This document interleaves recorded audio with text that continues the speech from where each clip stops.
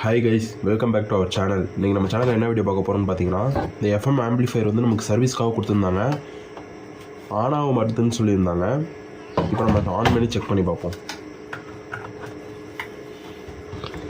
On பண்ணிட்டேன், இந்த சுவிட்சையும் on பண்ணிட்டேன். ஆனால் வந்து பார்த்திங்கன்னா எஃப்எம்மில் எந்த ரெஸ்பான்ஸும் இல்லை. ஓகே, இது நம்ம இப்போ கழட்டி தான் பார்க்கணும். கழட்டி வச்சு இதில் மேலே வந்து ஸ்பீக்கர் கொடுத்துருப்பாங்க, அதனால் கொஞ்சம் பார்த்து கழட்டுங்க. ஓகே, இப்போ எஃப்எம் ஆம்பிளிஃபையரை வந்து ஆன் பண்ணிவிட்டு ட்ரான்ஸ்ஃபார்மர்லேருந்து அவுட்புட் வருதான்னு செக் பண்ணிக்குவோம். நல்லே தெரியும், ட்ரான்ஸ்ஃபார்மர்லேருந்து சுத்தமாக அவுட்புட்டே வரல. ஃபஸ்ட்டு நம்ம இன்புட் கனெக்ஷன் வந்து நம்ம செக் பண்ணிக்குவோம். அதுக்கு முன்னாடி பிளக்லேருந்து எடுத்துருங்க. பார்த்திங்கன்னா நியூட்ரல் வந்து டேரெக்டாக பவர் கார்டு கூட கனெக்ட் பண்ணியிருப்பாங்க. ஃபேஸ் லைன் மட்டும் இந்த ஸ்விட்சில் கொடுத்து ஸ்விட்ச் வழியாக அவுட்புட் எடுத்திருப்பாங்க. அதனால் நம்ம ஸ்விட்சில் ஒரு வயரையும் நியூட்ரலில் ஒரு வயரையும் வச்சு செக் பண்ணி பார்ப்போம். ஏசி 600 வச்சுருங்க.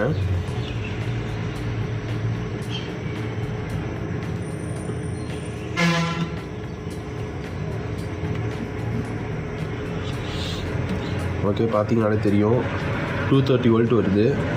இப்போ ட்ரான்ஸ்ஃபார்மர் தான் போய்ட்டுன்னு கன்ஃபார்ம் பண்ணியாச்சு. இப்போ நம்ம புது ட்ரான்ஸ்ஃபார்மர் தான் மாற்றணும். பழைய ட்ரான்ஸ்ஃபார்மரோட கனெக்ஷன்லாம் டீசால்டர் பண்ணி எடுத்துகிட்டு நம்ம புது ட்ரான்ஸ்ஃபார்மர் ரீப்ளேஸ் பண்ணிக்குவோம். ஓகே, செகண்டரி லைனை நம்ம எடுத்து விட்டாச்சு. நெக்ஸ்ட்டு ப்ரைமரி லைனை எடுத்து விட்டுருவோம். சுவிட்சில் உள்ள ஒயர் கொடுத்துருப்பாங்க. பழைய ட்ரான்ஸ்ஃபார்மரோட ஒயர் கனெக்ஷன்லாம் நம்ம எடுத்து விட்டோம். இப்போ பழைய ட்ரான்ஸ்ஃபார்மரை வந்து நம்ம ரிமூவ் பண்ணிக்குவோம்.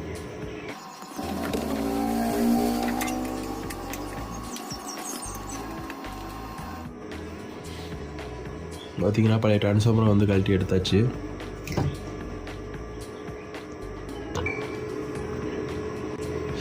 புது ட்ரான்ஸ்ஃபார்மரில் பார்த்திங்கன்னா 012 750 MA ட்ரான்ஸ்ஃபார்மர் வாங்கியிருக்கேன். 1 amps ட்ரான்ஸ்ஃபார்மர் வந்து கிடைக்கல. இதில் பார்த்திங்கன்னா க்ரீன் கலர் தான் ப்ரைமரி. இதை தான் நம்ம ஏசி லைனில் கொடுக்கணும். இதிலே வந்து மென்ஷன் பண்ணியிருக்காங்க ப்ரைமரி 230 வோல்ட்னு. ஓகே, இப்போ வாங்க நம்ம கனெக்ஷன் பண்ணி பார்த்தீங்கனாலே தெரியும். நம்ம வந்து புது ட்ரான்ஸ்ஃபார்மரை கரெக்டாக வச்சு டைட் பண்ணிட்டோம். இப்போ நம்ம கனெக்ஷன் பண்ணுவோம். இந்த க்ரீன் கலர் ஒயர் பார்த்திங்கன்னா ப்ரைமரி லைனை. இந்த ட்ரான்ஸ்ஃபார்மர்லேருந்து ஒரு ஒயரை இந்த ஹோஸ் பண்ணி எடுத்துக்கிட்டு ஸ்விட்சில் கனெக்ஷன் பண்ணிக்கணும். இந்த ப்ரைமரி லைனையும் நான் ஹோஸ் பண்ணி எடுத்துக்கிட்டேன். இதுலேருந்து ஒரு ஒயரை ஏசி சாக்கெட்லேருந்து வர நியூட்ரல் கூட கனெக்ஷன் பண்ணி சால்ட்ரு பண்ணிக்கணும். இதுலேருந்து ஒரு ஒயரை நியூட்ரல் கூட சால்ட்ரு பண்ணி வச்சு நெக்ஸ்ட்டு ட்ரான்ஸ்ஃபார்மர்லேருந்து வர இன்னொரு க்ரீன் கலர் ஒயரை சுவிட்சு கூட சால்ட்ரு பண்ணிக்கணும்.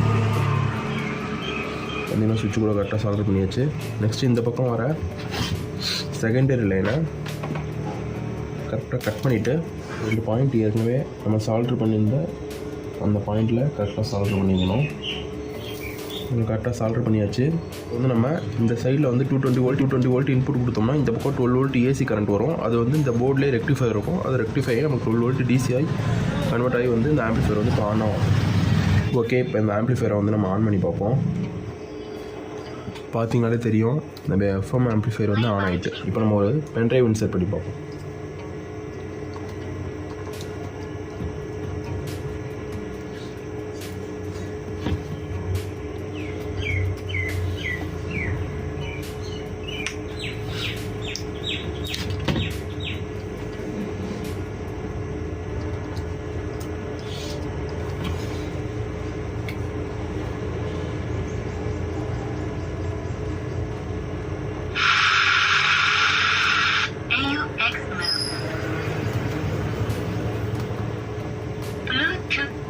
FM mode.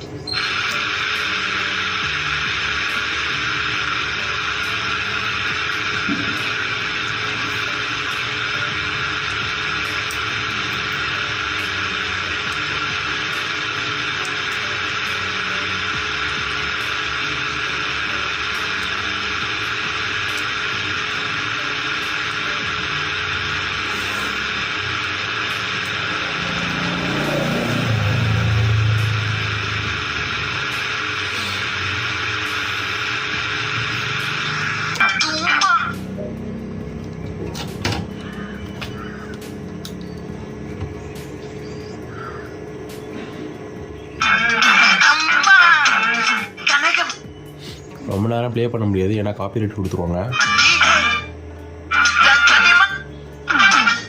ஓகே, இந்த ஆம்பிளிஃபையர் வந்து நம்ம இப்போ கரெக்டாக ரெடி பண்ணிட்டோம். இது பேர் தான் எஃப்எம் ஆம்பிளிஃபையர், ஆனால் பார்த்தீங்கன்னா அது எஃப்எம்ஏ கிடைக்க மாட்டுது, ஏன்னு தெரில. ஏய், என்னை வச்சு ஒன்றும் காமெடி பண்ணலையே. தேங்க்ஸ் ஃபார் வாட்சிங், பாய்.